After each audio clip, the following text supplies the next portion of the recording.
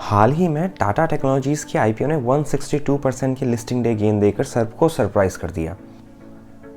पर यह कोई पहला स्टॉक नहीं है जिसने 100% से ज़्यादा के रिटर्न्स दिए हों लिस्टिंग डे पर। Burger king, Indigo paints, Paras defence and space technology, IRCTC and Avenue supermart जैसे तमाम कंपनीज़ हैं जिन्होंने 100% या इससे ज़्यादा का लिस्टिंग डे पर गेन दिया हो, और वो भी 7 से 10 दिन के अंदर। इनफैक्ट इस वीडियो के डिस्क्रिप्शन में मैंने पूरी लिस्ट शेयर कर रखी है।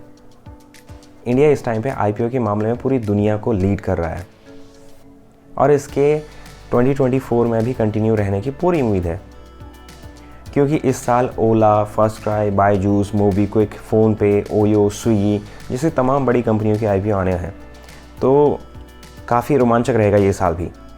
तो क्या है ये आईपीओ, कैसे करते हैं इसमें इन्वेस्ट, आज बात करेंगे इसी के बारे में।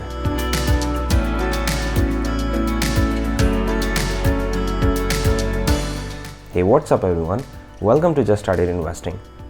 स्टॉक मार्केट में पैसे बनते हैं ये सबको पता है, पर स्टॉक मार्केट में भी पैसे लगाने के लिए 5000 से ज़्यादा कंपनीज लिस्टेड हैं।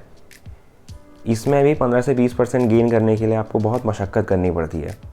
आईपीओ यानी इनिशियल पब्लिक ऑफरिंग से आप कम टाइम में ज़्यादा पैसा बना सकते हैं। मतलब कि जब कोई प्राइवेट कंपनी फर्स्ट टाइम अपने शेयर मार्केट में लाती है तो उसे आईपीओ कहते हैं। इस पूरी प्रोसेस में 7 से 10 दिन का टाइम लग जाता है। आईपीओ इन्वेस्टिंग के फ़ायदे के बारे में डिस्कस करें उससे पहले मैं आपको इसके रिस्क बता देता हूँ। बेसिकली आईपीओज़ 2 टाइप के होते हैं। बड़ी कंपनी के आईपीओज़ यानी मेन बोर्ड आईपीओज़, जिसमें रफली 15,000 का इन्वेस्टमेंट लगता है या फिर इसके मल्टीपल में इन्वेस्टमेंट करनी होती है। और दूसरा छोटी कंपनीज़ के आईपीओ जिन्हें एसएमई यानी स्मॉल एंड मीडियम एंटरप्राइज कहते हैं। इसमें जनरली 1.25 लाख से 1.5 लाख तक के बीच की बिडिंग प्राइस होती है। एसएमई को कभी और डिस्कस करेंगे, क्योंकि ये मेन बोर्ड आईपीओ से ज़्यादा रिस्की होते हैं और इसमें कैपिटल भी ज़्यादा लगाना होता है। तो पहले हम बड़ी कंपनीज़ के बारे में डिस्कस करेंगे, यानी मेन बोर्ड कंपनी के आईपीओज़। तो आईपीओ में होता कुछ ऐसा है कि कंपनीज़ न्यू प्लांट लगाने के लिए पब्लिक से पैसा उठाती है, और या फिर कंपनी के शेयर होल्डर अपनी हिस्सेदारी बेच करके प्रॉफिट बुक कर रहे होते हैं, या फिर दोनों ही सिनेरियोज हो सकते हैं। इसे ऑफ़र फॉर सेल कहते हैं। ऑफ़र फॉर सेल में कंपनीज़ को आईपीओ से उठाए गए पैसे का कोई भी बेनिफिट नहीं होता है एज सच, क्योंकि वो उसके प्रमोटर्स ले जाते हैं। सो जो पहली चीज़ जिसको आपको ध्यान में रखना है वो है मार्केट अनसर्टेनिटी। जैसा कि मैंने बताया है, इस आईपीओ प्रोसेस में 7 से 10 दिन का टाइम लग जाता है। तो कोई बड़ी national international news, interest rate से रिलेटेड, वॉर से रिलेटेड, या फिर उस पर्टिकुलर सेक्टर से रिलेटेड कोई अच्छी या बुरी न्यूज़, इसके आईपीओ की लिस्टिंग को नेगेटिव या एवरेज रिटर्न आपको मिल सकते हैं। सेकंड थिंग जिसके लिए आपको प्रिपेयर रहना है वो है रिसर्च। लोग आजकल यूट्यूब से या फिर आसपास से आईपीओ में हैवी इन्वेस्टमेंट कर देते हैं, जिससे सपोज़ कि किसी अच्छी कंपनी में जिसे होल्ड करना चाहिए था, लोग उसे होल्ड नहीं करते, उन्हें सेल कर देते हैं, या फिर जिसे सेल करना चाहिए था उसे होल्ड करके रखते हैं ये सोच के कि ये कभी मुनाफे में आएगी। लोग रिसर्च पर ध्यान नहीं देते हैं। और इसके अलावा लोग फाइनेंशियल्स को या तो समझते नहीं हैं या समझना चाहते नहीं हैं, दोनों ही मुश्किल टास्क है। तो मैं आपके साथ वो स्ट्रैटेजीज़ शेयर करूँगा जो मैं यूटिलाइज़ करता हूँ आईपीओ में इन्वेस्ट करने से पहले। So the easiest way to understand it is to look at the numbers। क्या कंपनी प्रॉफिट बना रही है, ये पता किससे चलेगा? ये पता चलेगा कंपनी के फाइनेंशियल स्टेटमेंट से। कंपनी पब्लिकली लिस्ट होने से पहले अपने फाइनेंशियल डेटा को रिलीज़ करती है। तो आप ईयर वाइज इस डेटा को देखेंगे कि क्या कंपनी के एसेट्स ग्रो हो रहे हैं, क्या रेवेन्यू ग्रो हो रहा है, क्या आपके नेट प्रॉफिट बढ़ रहा है। ये सारी चीज़ें आप कंपेयर करेंगे। दूसरी चीज़, कंपनी को उसके ही सिमिलर बिजनेस वाली कंपनी से compete करना। जैसे पेंट बिजनेस होगा तो एशियन पेंट्स और बर्जर के साथ आप उसे कंपेयर कर सकते हैं कोई नई कंपनी को। या फिर जोमेटो ऑलरेडी लिस्टेड है, कल के दिन स्विगी भी लिस्ट होने के लिए मार्केट में आएगा, तो उसे आप जोमेटो से कंपेयर कर सकते हैं कि कौन सी कंपनी ज़्यादा प्रॉफिट जनरेट कर रही है, कौन सी कंपनी कम प्रॉफिट जनरेट कर रही है, कौन सी कंपनी के एसेट्स लाइबिलिटीज़ वगैरह ज़्यादा हैं, तो ये सारी चीज़ें आप ध्यान में रखेंगे। सो सिमिलर बिजनेसेस को आप कंपेयर कर सकते हैं।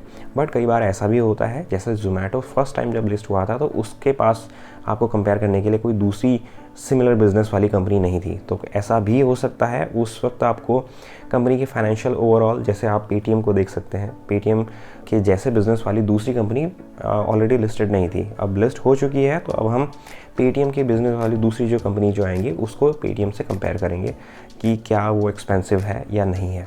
तीसरी चीज़, ग्रे मार्केट प्रीमियम, इसका भी आपको खास ध्यान रखना होता है। सो ग्रे मार्केट प्रीमियम एक अनऑफिशियल डेटा होता है। अनऑफिशियली जब कोई कंपनी लिस्ट होती है तो उसे अनऑफिशियली लोग किस प्राइस पर ख़रीदने के लिए तैयार हैं, कितने ज़्यादा या फिर कितने कम रुपए देने को तैयार हैं, ये उस चीज़ का डेटा होता है। क्योंकि ये रेगुलेटेड नहीं होता है, ये अनऑफिशियल होता है, तो इसमें प्राइस की कोई गारंटी नहीं होती। सबसे पहले तो हमें ये समझना होगा, लेट्स से किसी कंपनी का ग्रे मार्केट प्रीमियम अगर 70% चल रहा है तो हम उम्मीद कर सकते हैं कि लिस्टिंग डे के दिन ये 70% ज़्यादा पर लिस्ट होगा। सपोज़ अगर कोई जैसे टाटा टेक्नोलॉजीज़ का IPO आ रहा है और वो अनऑफिशियली 100% पर ट्रेड हो रहा है, विच मीन्स कि आपकी 15,000 की इन्वेस्टमेंट 30,000 हो जाएगी ऑन अ लिस्टिंग डे।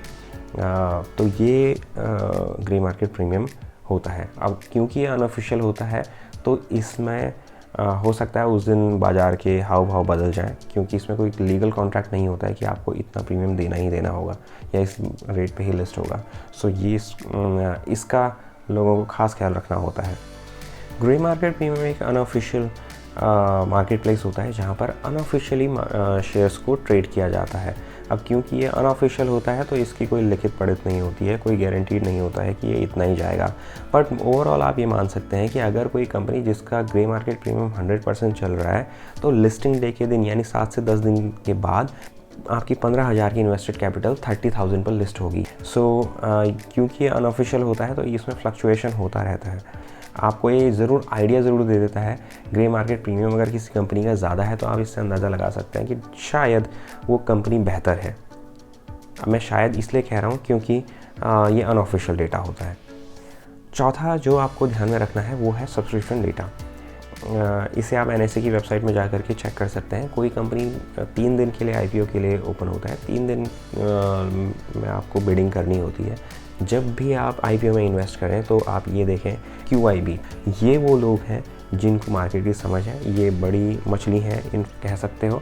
तो ये अगर उसमें हैविली इन्वेस्ट कर रहे हैं, अगर इनका सब्सक्रिप्शन ज़्यादा है तो it is very very likely कि कंपनी डेफिनेटली बेहतर है और इसमें इन्वेस्टमेंट किया जा सकता है। पांचवी चीज़ जो आपको ध्यान में रखनी है वो स्टे अपडेटेड।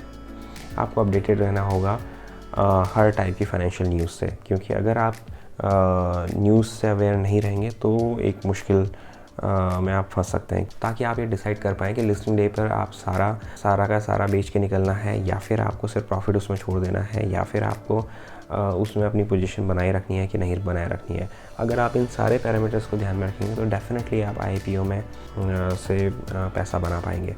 एक और चीज़ का आपको ध्यान में रखना है वो ये कि जब भी आप IPO के लिए अप्लाई करें, एक से ज़्यादा अकाउंट से अप्लाई करें।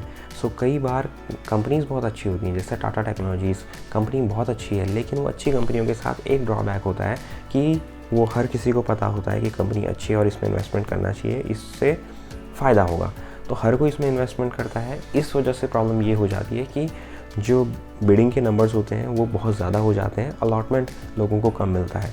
तो जब अलॉटमेंट ही नहीं मिलेगा तो फिर उसमें कमाने की गुंजाइश भी चली जाएगी। तो IPO में कमाने का सबसे बेहतर तरीका ये है कि आप एक से ज़्यादा अकाउंट से अप्लाई करें। मल्टीपल अकाउंट से आप अप्लाई करेंगे तो आपकी कमाने की गुंजाइश ज़्यादा हो जाएगी। सो आई होप आपको आज की वीडियो पसंद आई होगी। Thank you for watching.